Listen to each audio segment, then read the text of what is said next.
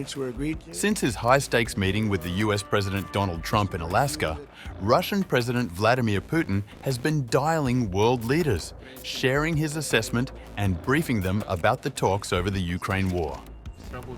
On August 17th, Putin spoke with Belarusian President Alexander Lukashenko.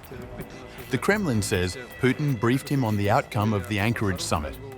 Lukashenko, in turn, praised efforts for a peaceful resolution in Ukraine and even mentioned his own recent phone call with Donald Trump.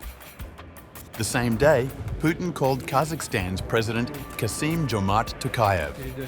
Tokayev congratulated him on what he called the success of these pivotal talks, and the two also discussed energy cooperation. Shortly after, Putin spoke with Uzbekistan's President Shavkat Mirziyoyev, who welcomed the progress in Russian-American dialogue and highlighted the importance of a peaceful settlement. On August 18th, South African President Cyril Ramaphosa received a call.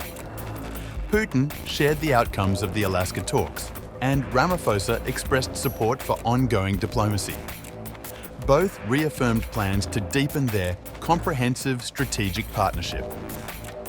Later the same day, Tajikistan's President Emomali Rahmon also got a call. Putin briefed him on the US summit, and Rahmon welcomed diplomatic efforts while preparing for Putin's upcoming state visit to Dushanbe in October.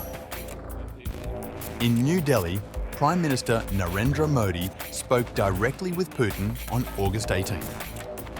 According to India's statement, Putin shared his assessment of the Trump talks, while Modi emphasized India's consistent position for a peaceful resolution through diplomacy and dialogue. Putin's diplomatic outreach comes after his 3-hour meeting with Trump at the Arctic Warrior Convention Center in Alaska.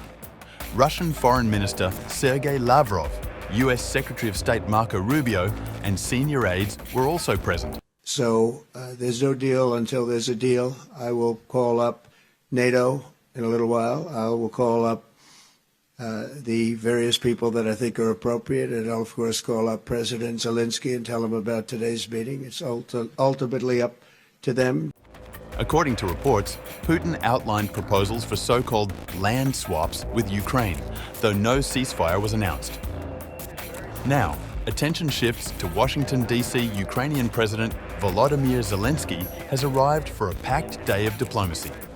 He will meet Trump one-on-one before joining a multilateral session with 7 European leaders.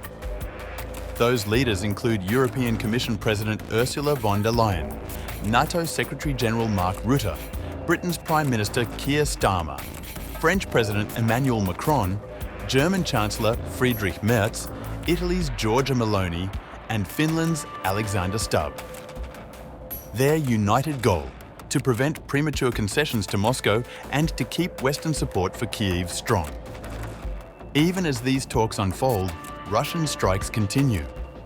President Zelensky has condemned fresh attacks on Kharkiv, Zaporizhzhia and Sumy, saying they show why Ukraine cannot afford to settle without security guarantees.